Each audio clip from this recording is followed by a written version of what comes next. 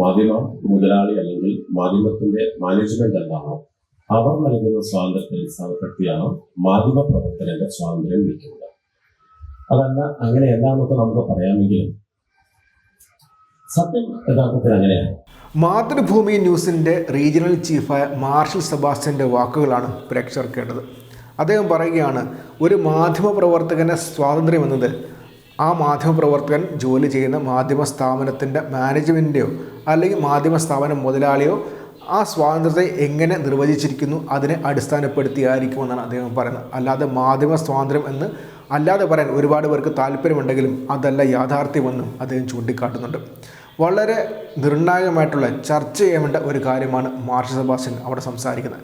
മാത്രമല്ല ഇപ്പോഴത്തെ മാധ്യമധർമ്മം, ഇപ്പോഴത്തെ മാധ്യമ രീതി വെറും റേറ്റിങ്ങിനെയും അല്ലെങ്കിൽ ചാനൽ അല്ലെങ്കിൽ വീഡിയോ വ്യൂസിനെയും ആധാരപ്പെടുത്തിയാണെന്നും അദ്ദേഹം ചൂണ്ടിക്കാട്ടുന്നുണ്ട്. അദ്ദേഹത്തിൻ്റെ വാക്കുകൾ നമുക്കൊന്ന് കേൾക്കാം. തിരുവനന്തപുരത്ത് CPM തിരുവനന്തപുരം ജില്ലാ സമ്മേളനത്തിൻ്റെ ഭാഗമായിട്ടുള്ള മാധ്യമ സെമിനാറിൽ പങ്കെടുത്ത് സംസാരിക്കുകയായിരുന്നു അദ്ദേഹം.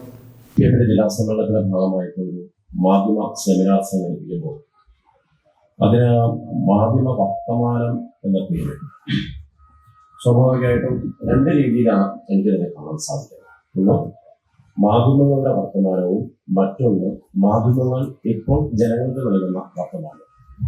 വാർത്താ വർത്തമാനം എന്ന് പറഞ്ഞൊരു പ്രോഗ്രാം ഞാൻ ചെയ്യുന്നുണ്ട്. സ്വാഭാവികമായിട്ടും ഞാനും ദേശാഭിമാനിയിലായിരുന്നു മാധ്യമപ്രവർത്തനം തുടങ്ങി. അന്നും മാധ്യമപ്രവർത്തനം നടത്തുന്ന സമയത്തും ഇന്നും ഒരുപാട് വ്യത്യാസം വന്നിട്ടുണ്ട്. ആ മാറ്റം ഒരുപക്ഷെ മാധ്യമപ്രവർത്തനത്തിലൂടെ മാത്രം ഉണ്ടായ മാറ്റമല്ല, മറിച്ച് ഈ മാധ്യമ മേഖലയിൽ തന്നെ ഉണ്ടായിട്ടുള്ള മാറ്റമാണ്. ഓരോ ഭരണകൂടങ്ങളുടെയും ആ ഭരണകൂടത്തിന്റെ രീതികൾക്കനുസൃതമായി നമുക്ക് ധാരാളമുണ്ട്. നേരത്തെ പറഞ്ഞപോലെ ഫ്രീ പ്രസ് എന്ന് പറയുന്നത്, മാധ്യമ സ്വാതന്ത്ര്യം എന്ന് പറയുന്നത് തന്നെ സ്വാഭാവികമായിട്ടും മാധ്യമ മുതലാളി അല്ലെങ്കിൽ മാധ്യമത്തിന്റെ മാനേജ്മെന്റ് എന്താണോ അവർ നൽകുന്ന സ്വാതന്ത്ര്യത്തെ അടിസ്ഥാനപ്പെടുത്തിയാണ് മാധ്യമ പ്രവർത്തനന്റെ സ്വാതന്ത്ര്യം നിൽക്കുന്നത്. അതല്ല അങ്ങനെയല്ലാന്നൊക്കെ നമുക്ക് പറയാമെങ്കിലും സത്യം യഥാർത്ഥത്തിൽ അങ്ങനെയാണ്. മാധ്യമ പ്രവർത്തനം എന്ന രീതി എടുക്കുമ്പോൾ എനിക്ക് തോന്നുന്നു കഴിഞ്ഞ വർഷത്തെ കണക്ക് വെച്ച് നോക്കുമ്പോൾ ഏകദേശം ഒരു 3000-3500 പേരേ ഉണ്ട് ഈ മാധ്യമപ്രവർത്തകരുടെ ഇടയിൽ. യൂണിയൻ മെമ്പർമാർ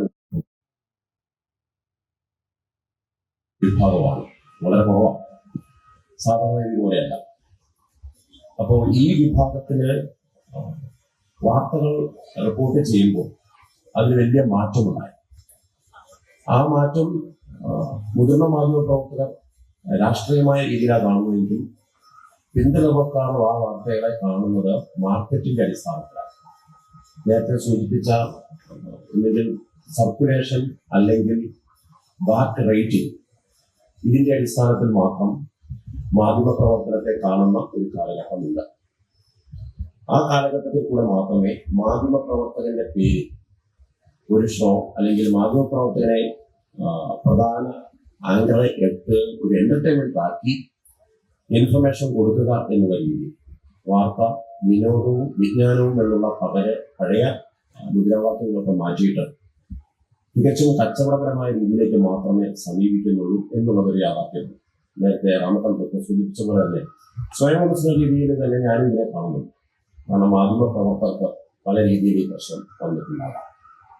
എന്നാൽ എനിക്ക് തോന്നിയിട്ടുള്ളത് സമൂഹത്തിൽ മുഴുവനായി ഉണ്ടായിട്ടുള്ള മാറ്റം ഏതൊരു മേഖലയെയും ബാധിക്കുന്ന പോലെ മാധ്യമ പ്രവർത്തന മേഖലയെയും ബാധിച്ചിട്ടുണ്ട്.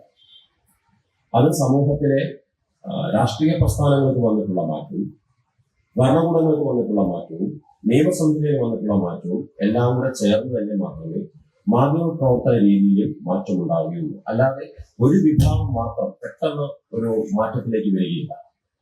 അത്തരമൊരു പ്രക്രിയയുടെ ഭാഗമായിട്ടുണ്ടായ മാറ്റം. ജേർണലിസത്തിന് ഒരു തിയറി ഉണ്ട്, confirm and inform or inform and confirm.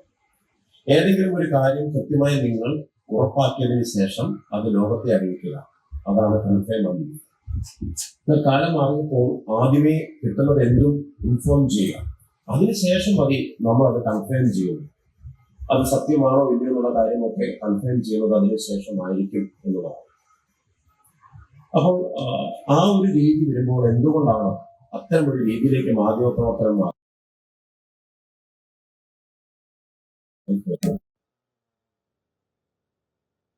നടക്കുന്ന സംഭവങ്ങൾ കൃത്യമായി റിപ്പോർട്ട് ചെയ്യുക?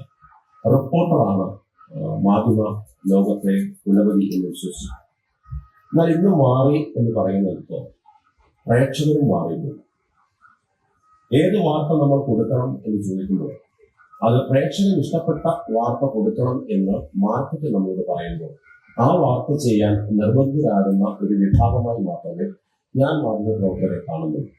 അതിന് കാരണം രണ്ട് രീതികളുണ്ട്. നല്ല വാർത്ത എന്നൊരു പ്രോഗ്രാം ചെയ്യുന്നു, അതായത് സമൂഹത്തിലുണ്ടാകുന്ന പ്രത്യാശപരമായിട്ടുള്ള കാര്യങ്ങളെല്ലാം കൂട്ടിച്ചേർക്കുക, നല്ല രീതിയിൽ സംഭവിക്കുന്ന കാര്യങ്ങൾ, മാതൃകയാക്കേണ്ട കാര്യങ്ങളെല്ലാം ജനങ്ങൾക്ക് മുമ്പിലേക്ക് എത്തിക്കുന്ന രീതിയിൽ നല്ല വാർത്ത ചെയ്യും. ഒപ്പം കുറ്റകൃത്യങ്ങളുടെ ലോകം, ഒരു ദിവസം നടന്നിട്ടുള്ള കൊലപാതകം, അതോടൊപ്പം തന്നെ പീഡനങ്ങളെല്ലാം ചേർത്ത് വെച്ചിട്ട് ഡയൽ 100 എന്ന് പറഞ്ഞൊരു വാർത്ത വെച്ചു. നിർഭാഗ്യം എന്ന് പറയട്ടെ, നല്ല വാർത്തയ്ക്ക് പ്രേക്ഷകർ വളരെ കുറവില്ല, ക്രൈം വാർത്തയ്ക്ക് പ്രേക്ഷകർ ഒരുപാട് ഉണ്ടാകുകയും ചെയ്യും. അപ്പോൾ സമൂഹം ആഗ്രഹിക്കുന്നത് കുത്ത്, കൊല, വെട്ട് തുടങ്ങിയിട്ടുള്ള കാര്യങ്ങൾ കാണാനും നല്ല കാര്യങ്ങൾ പറയുന്നൊന്നും കാണണ്ട എന്നുള്ളതാണ്. സ്വാഭാവികമായിട്ടും അതൊരു പ്രോഗ്രാമിന് റേറ്റിംഗ് ഇല്ലാതെ വരുമ്പോൾ അതിന്റെ പരസ്യക്കാരന്മാരും ആ പ്രോഗ്രാം ഇല്ലാതാകും. മറിച്ച് പ്രേക്ഷകർക്ക് ഇഷ്ടപ്പെട്ട പ്രോഗ്രാം മറ്റേതാണ് എന്ന് തിരിച്ചറിഞ്ഞുകൊണ്ട് അതിലേക്ക് സ്വാഭാവികമായ മാധ്യമ മാനേജ്മെന്റ് എത്തുകയും ചെയ്യും. അങ്ങനെ മാധ്യമ മാനേജ്മെന്റുകൾ എത്തി ഈ വർത്തമാനത്തിന്റെ രീതി എന്ന് മാറും. ഞാൻ കണ്ട കാഴ്ചകൾ ഒന്ന്, എനിക്ക് എന്നെ തന്നെ അവസ്ഥപ്പെടുത്തിയ ഒരു കാഴ്ചയാണ്. അതായത് വയനാട് ഞാൻ 10 ദിവസം അവിടെ ഉണ്ടായിരുന്നു. മേപ്പാടിയിൽ നിന്ന് മുണ്ടക്കൈ വരെയുള്ള ഒരു ഞങ്ങൾ നടക്കുകയായിരുന്നു ഇടയ്ക്കൊക്കെ, വാഹനങ്ങൾ കിട്ടാതെ. ഇന്ന് ചൂരമല, മുണ്ടക്കൈ പ്രദേശങ്ങളൊക്കെ തന്നെ ഉരുൾപൊട്ടലിൽ പൂർണ്ണമായി തകർന്നു കിടക്കുന്ന സമയത്ത് അവിടുത്തെ ജനങ്ങളുടെ അവസ്ഥയെല്ലാം കണ്ട് നമ്മൾ തിരിച്ചെത്തിയപ്പോൾ ഒരു മാധ്യമം സ്വാഭാവികമായിട്ടും ആ പ്രദേശത്ത് വീടുകൾ വെച്ചു കൊടുക്കുക അവരെ സഹായിക്കുമെന്ന് പറഞ്ഞൊരു ഷോ നടത്തുമ്പോൾ അതിലൊരു മാധ്യമപ്രവർത്തനം പറയാണ്, എന്റെ മുതലാളിയുടെ കുഞ്ഞിന്റെ ബർത്ത്ഡേയാണ്. സ്വാഭാവികമായും ഉണ്ടാകുന്ന ഒരു സ്ഥലത്ത് എനിക്ക് തോന്നിയിട്ടുണ്ട്. അതിനെ സൂചിപ്പിച്ചല്ലോ, സ്വയംപ്രസംഗപരമായി തന്നെ പറയാം. ആ രീതിയിലേക്ക് മാധ്യമ പ്രവർത്തനം മാറി എന്നുള്ളതാണ്.